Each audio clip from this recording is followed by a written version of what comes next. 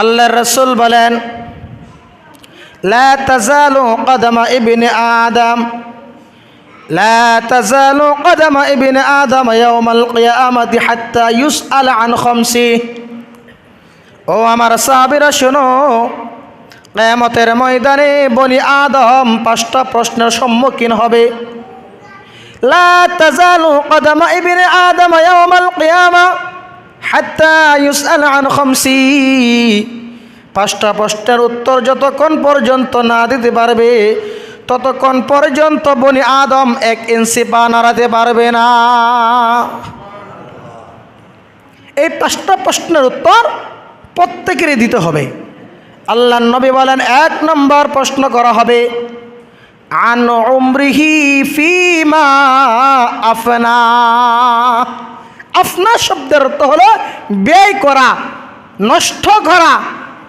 আন উমরিহি ফিমা আফনা, আপনাকে যে আল্লাহ একটা হায়াত নামক বয়স দিয়েছিল, জীবন দিয়েছিল, তোমার জীবনটা কোন কাজে নষ্ট করেছ এটার হিসাব দাও, তারপরে সামনে আগাও। 1 নম্বর প্রশ্ন কোন সম্পর্কে? আপনার বয়স সম্পর্কে। আন উমরিহি ফিমা আফনা, আপনার বয়স সম্পর্কে প্রশ্ন করবে। এবার তোমার বয়স কোন কাজে তুমি নষ্ট করেছ?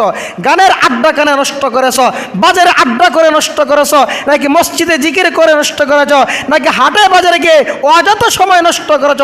এটার হিসাব দাও, তারপরে সামনে আগাও। 1 নম্বর প্রশ্ন করা হবে আন উমরিহি ফিমা আফনা। 1 নম্বর প্রশ্ন, তোমার বয়সটা কোন কাজে লাগিয়েছ?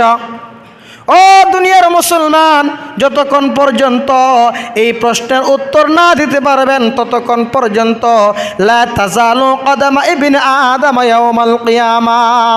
এই প্রশ্নের উত্তর যতক্ষণ পর্যন্ত না দিবেন ততক্ষণ পর্যন্ত আপনার একটা পা পর্যন্ত নাড়ানো যাবে না। 2 নম্বর প্রশ্ন ওয়ান শাবাবিহি ফিমা আবলা। এখন আসছে যুবকের কথা। যারা বুড়া হয়েছে তারা মনে যুবক ছিল না কোনো সময়? কেউ কথা বলেন। এখন খালি যুবকরা খান্দে যাইব নাকি বুড়ারা খান্দে পড়বো? বুড়া যৌবন কাল অতিক্রম করেই তো বুড়া হয়েছেন নাকি? কথা কন। যৌবন কালকে আপনাদের গেছে না? তো কথা বলেন। যৌবন কাল অতিক্রম করেই তো বুড়া হয়েছি আমরা নাকি? পারবে না। ওয়ান শাবাবিহি ফিমা আবলা। এই যৌবনকাল এবং বয়স আন উমরিহি, এই দুইটাকে পার্থক্য করলো কেন? এটার উত্তর হলো মুফাসসিরিন কারাম বলেন, যৌবনকালের ইবাদত আল্লাহর কাছে সবচাইতে মহব্বত, সবচাইতে প্রিয় বস্তু হলো বান্দার যৌবনকালের ডাক। আল্লাহকে যখন যৌবনকালে আল্লাহকে একবার ডাক দেয়, আল্লাহকে আমি তাকে তার ডাকে 70 বার জবাব দিই। যৌবনকালের ইবাদত আল্লাহর কাছে সবচেয়ে প্রিয়, বর্তমানে যা হচ্ছে। 3 নম্বর প্রশ্ন করা হবে ওয়ান মালিহি মিন আইনা ইকতাসাবা। এবার আসেন, ওয়ান মালিহি মিন আইনা ইকতাসাবা। আল্লাহ রাসূল বলেন 3 নম্বর প্রশ্ন করা হবে, হে বনি আদম, তুমি যে কোটি কোটি টাকার সম্পদ ওয়ালা হয়েছিলা, তোমার গাড়ি ছিল, বাড়ি ছিল, তোমার ব্যাংক ব্যালেন্স অনেক ছিল, তোমার ব্যাংক ব্যালেন্স কোথায় থেকে অর্জন করেছ বলো? মিন আইনা ইকতাসাবা, কিভাবে উপার্জন করেছ সেটা জবাব দাও।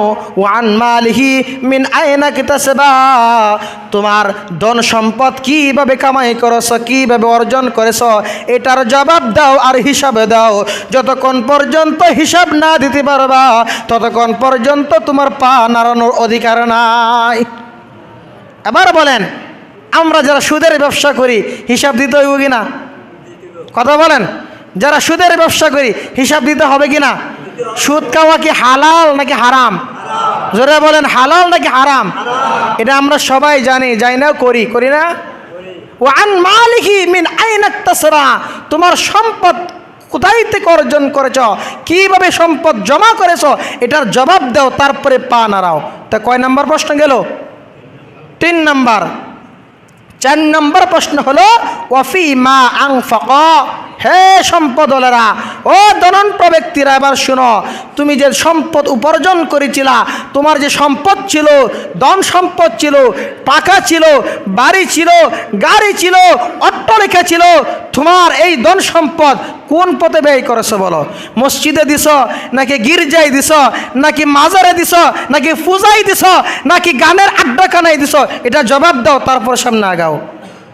বলেন আমাদের সম্পদ কোন কাজে ব্যয় করব?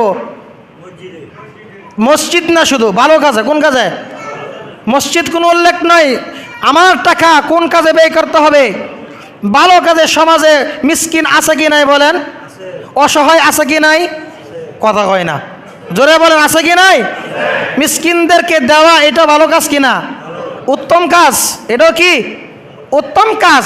মিসকিনকে দেখতে হবে, অসহায়কে দেখতে হবে। একটা পরিবারের মেয়ে বিবাহ দিতে পারতেছে না, তাকে বিবাহ দেওয়ার ব্যবস্থা করা, এটা আপনার নৈতিক দায়িত্ব, এটা করতে হবে। এটাও ভালো কাজ। মসজিদে ভালো কাজ, মাদ্রাসা ভালো কাজ, দান সদকা ভালো কাজ। ভালো কাজের অভাব নাই যদি আমরা হিসাব করে করতে পারি। ৫ নম্বর প্রশ্ন করা হবে, ওয়ান ইলমিহি মাযা আমিলা বিমা আলিমা। বলেন জ্ঞান শিক্ষা দিয়েছেন একমাত্র কে? জ্ঞান শিক্ষা দিয়েছেন কে? আল্লাহ বলেন আর রহমান